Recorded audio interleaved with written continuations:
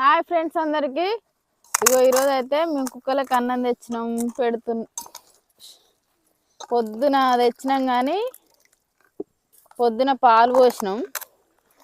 మళ్ళీ ఇగో ఇప్పుడైతే పెరుగు పోసి అన్నం పెడుతున్నా.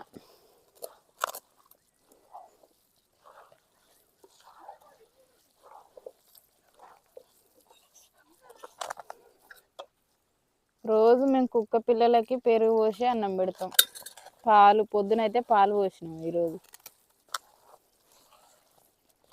వీటికైతే తల్లిపాలు సరిపోతలేవని రోజు బర్రెపాలు కూడా పోస్తాం.